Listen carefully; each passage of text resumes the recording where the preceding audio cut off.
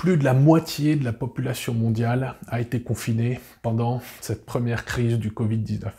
Chacun a pu mesurer l'amélioration de la qualité de l'air, chacun a pu mesurer finalement, paradoxalement, l'ampleur de la pollution qui sévit chaque jour dans le cadre de vie des uns et des autres. Et je pense que l'un des grands enseignements de cette crise, c'est que les enjeux environnementaux se hissent désormais au même niveau de préoccupation que les enjeux climatiques. Les enjeux climatiques qui sont, en règle générale, un petit peu plus éloignés, un petit peu plus distants, cette fois-ci, eh bien, ce ne sont plus seulement les océans, mais c'est évidemment aussi les enjeux de pollution, de qualité de l'air qui sont devenus absolument essentiels.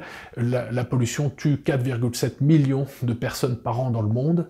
C'est absolument considérable. C'est probablement 5 à 10 fois plus que l'ensemble des morts liés au Covid. Et donc, je pense que l'un des enseignements de cette crise, c'est qu'il y aura davantage de politique et d'attention portée à cet enjeu, notamment de la part des villes.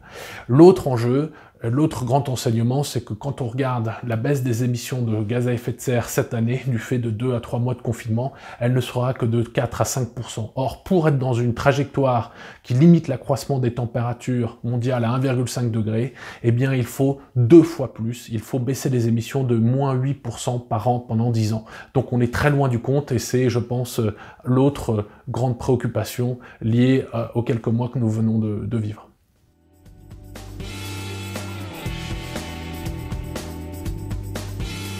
Le Green Deal européen est un projet systémique. C'est une ambition d'abord. Cela va être une stratégie qui va se décliner dans différents secteurs et cela va mobiliser l'ensemble des acteurs de la société, les pouvoirs publics, le secteur économique, les citoyens. C'est un projet absolument unique qui est d'à peu près de la même ampleur que la communauté européenne du charbon et de l'acier proposée en 1950 par Schuman. Et de ce fait, c'est finalement une ambition qui est historique, sans précédent, et qui va se dérouler au cours des 30 prochaines années, l'objectif étant de viser la neutralité carbone en 2050.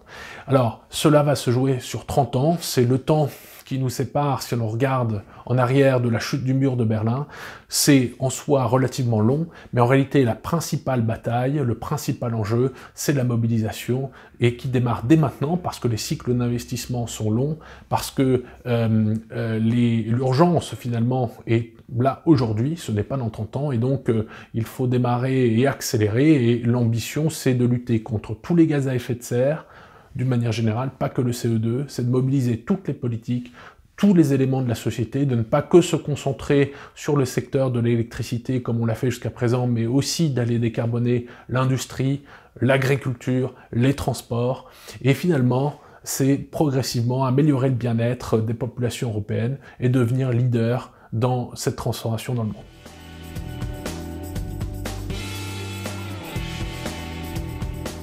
Avant la crise du Covid, les moyens qui étaient prévus pour soutenir ce Green Deal étaient insuffisants. Avec cette crise, il s'est passé un déblocage, un changement de paradigme. Il y a beaucoup plus de moyens financiers qui sont prêts à être mobilisés. Il y a beaucoup plus de volonté politique d'aller de l'avant, par exemple en Allemagne, quitte à créer un déficit budgétaire. L'enjeu, c'est que chacun comprend désormais qu'il y a une opportunité historique d'accélérer et donc de mobiliser des moyens sans précédent pour y parvenir. Le défi, c'est que les entreprises, le secteur privé sont affaiblis, leurs capacités d'investissement sont moindres, et donc le gros enjeu, c'est qu'il va falloir mobiliser plus d'argent public, plus de financement public pour tirer ces investissements. Et je pense que les discussions sur le plan de relance européen montrent qu'il y a une vraie prise de conscience de cet enjeu-là, et l'on va arriver finalement avec d'autres moyens, d'autres instruments, et cela va dans le bon sens. L'accélération doit intervenir dans les 3 prochaines années. Les premiers résultats arriveront d'ici 5 à 10 ans pour 2030.